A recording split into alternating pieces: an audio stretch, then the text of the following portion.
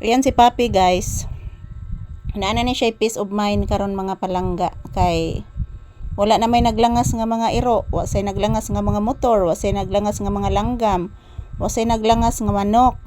So ngayon feel ni Papi mga palangga na mayroong tahimik. Mayroong tahimik dito sa aming lugar kasi wala naman pong ingay. So medyo may kuliglig na tumutunog, medyo may lumalabas na boses ng kuliglig. Nakikinig po si Papi guys. Yan, boses ng kuliglig pero hindi masyadong malakas. Kasi malapit na po mag alas 6 dito. So, yan, kuliglig na lang po ang naririnig ni Papi. Nakabati ka tingog sa timos nak? Ha? Papi? O, gigutom na ang bata. Gigutom na gidi ay oy. Gigutom na gidi si Papi ko. Nagandam naman ko dito sa imong kanonon anak. Tuwa na sa plato nak. And mayroon ng boses ng kuliglig guys. Kasi malapit na pong mag alas 6 dito. So, ayan. Dito muna kami sa tindahan kasi katatapos lang namin na mag-ehersisyo. So, medyo pawisan pa ako at then si Papi. Parang hilo din si Papi kasi nagsasayaw po kami guys. Ayan.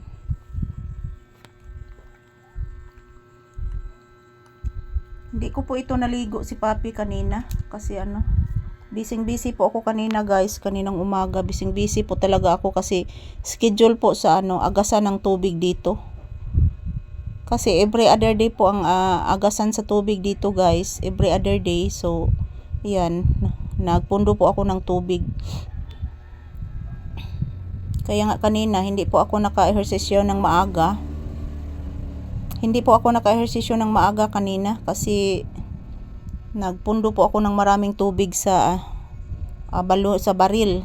Sa baril po guys. Para pag wala po masira po yung makina, mayroon po kaming pundong tubig dito.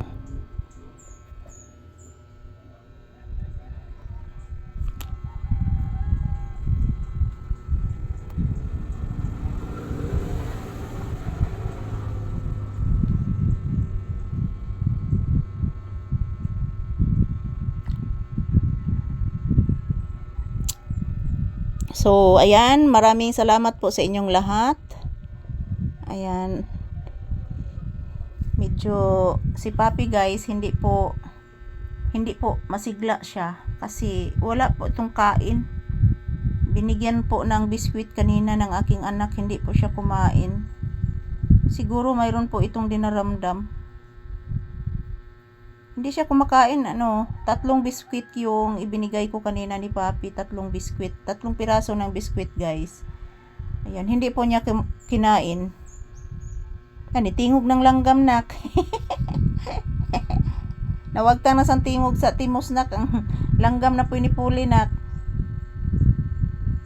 Murag tamsi nak. Murag tamsi ro nga langgam anak, di ron punay. Lain mo tog tingog sa punay nga langgam anak. Yan, medyo matamlay po si Papi ngayon guys kasi wala po siyang kain kanina pang umaga until now. So pakakainin ko ito mamaya para sumigla po ito ulit. Wala po itong kain. Yan, tingog na sa langgam ni Puli nak. Tingog na sa langgam nak ni Puli anak. Ayan, maraming salamat po sa inyong lahat guys, sa inyong walang sawang panonood ng aming mga video ni Papi. So thank you everyone. Have a good day ahead.